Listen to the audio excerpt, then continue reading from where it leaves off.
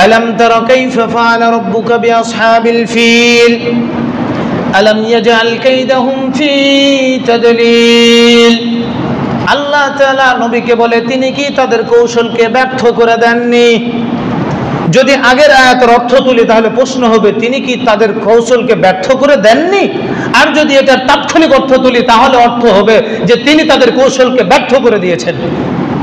আর নবীকে দিয়ে প্রশ্ন করলে হবে কি, যে তিনি কি তাদের কৌশলকে ব্যর্থ করে দেননি? দেখেন কতগুলো সৈন্য নিয়ে এসেছিল, 60,000। আল্লাহ বলছেন তিনি কি তাদের কৌশলকে ব্যর্থ করে দেননি?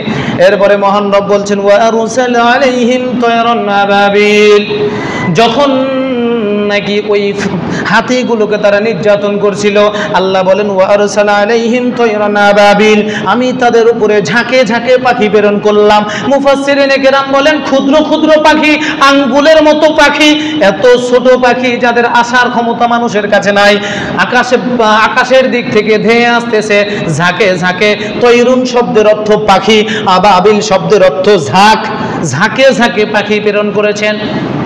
আমরা পড়তে গিয়ে বলি যে আবাবিল পাখি প্রেরণ করেছেন, আবাবিল পাখি প্রেরণ করেছেন, এটা নয়, পাখির নাম আবাবিল নয়, পাখির নাম আবাবিল নাই, পৃথিবীতে আবাবিল বলে কোনো পাখি নাই।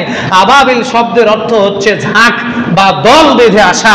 আল্লাহ তাআলা এক ধরনের পাখি ব্যবহার করেছেন। মুফাসসিরিনে কেরাম বলেন, তাফসিরে রুহুল মানিতে উল্লেখ করা আছে প্রত্যেকটা পাখির কাছে কঙ্কর ছিল। সিজ্জিল শব্দের অর্থ হচ্ছে, সিজ্জিল শব্দের অর্থ হচ্ছে পোড়া মাটির পাথর, অর্থাৎ মাটিকে পুড়াইলে যেমন শক্ত হয়ে যায় এরকম। এই আয়াতের তাফসির মুফাসসিরিনে কেরাম আরেকটা বলেছেন, এমন পাথর যেই পাথর একদম শুকনো খনখনা, এর মানে দৈর্ঘ্য বস্তু কত বড়, মুফাসসিরিনে কেরাম বলছেন হয়তোবা বাদামের ছোলার মতো, মানে ওই যে আমরা ছোলা বুট খাই না, এই ছোলার মতো এক একটা পাথর কণা। আবার কোন কোন মুফাসসিরিনে কেরাম বলছেন মসরি দানার মতো। কার মতো? মসরির দানা মতো। মসরি, ডাল মসরি খাই না আমরা, মুসুরের দানার মতন। এই মুসুরের দানার মতন একটা পাখির কাছে তিনটা পাথর। কয়টা? তিনটা, দুই পায়ে দুইটা, মুখের মধ্যে একটা। জেনে রাখবেন পাখি যদি ছোট হয়, ঠোঁট এবং হাতগুলো কি পাখির চেয়ে বড় না ছোট? এত ছোট পায়ের মধ্যে কত বড় পাথর রাখবে একটু ভাইবা দেখেন। তার মানে মুসুরের দানার মতো হচ্ছে পাথর নিয়ে আসছেন।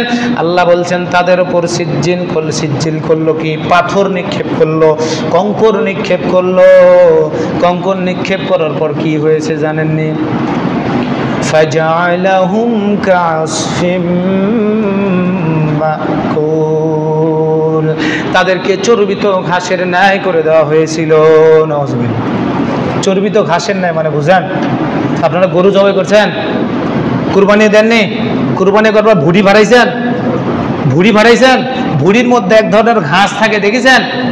ঘাস, ঘাস থাকে যেগুলো চিবায় রাখে গরুতে, দেখছেন? ভুনিত খাবারের মতো করে ফেলেছে, চর্বিত খাবারের মতো করে ফেলেছে। তার মানে তাদের অবস্থাটা, ওই পাথরগুলো কি হয়েছিল? পাথরগুলো দ্বারা তাদের অবস্থাটা হয়েছিল ভুনার মতো হয়ে গেছে। নাউজুবিল্লাহ, গজবকার আল্লাহর। ওই যে পাথরগুলো যে জায়গাতে লেগেছে সেই জায়গাতে পচে গেছে। এখন সবাই শেষ, ওখানে কি হাতি বাহিনীর সবাই শেষ। বাদশাহ একমাত্র বেঁচে আছে, তিনি প্রত্যাবর্তন করছে, সানা পৌঁছানোর আগে পচে মরেছে সে। নাউজুবিল্লাহ। অর্থাৎ ইয়েমেন দেশে পৌঁছানোর আগে সে পচে মরেছে। ও দুনিয়ার মানুষ, তোমরা যারা আল্লাহতে বিশ্বাস করো না, ও দুনিয়ার মানুষ যারা আল্লাহকে বিশ্বাস করো না, যারা নাস্তিক, যারা রব আছে বলে এটা স্বীকৃতি দাও না, তারা জেনে রাখো নমরুদকে আল্লাহ শায়েস্তা করেছে, কোনো মানুষকে প্রয়োজন হয় নাই। আল্লাহ সুবহানাহু ওয়া তাআলা আব্রাহাকে শায়েস্তা করেছে, কোনো মানুষের প্রয়োজন হয় নাই। বলো তো কে তাকে এভাবে ধ্বংস করলো? তিনি একজন আল্লাহ আছে। যারা আল্লাহকে বিশ্বাস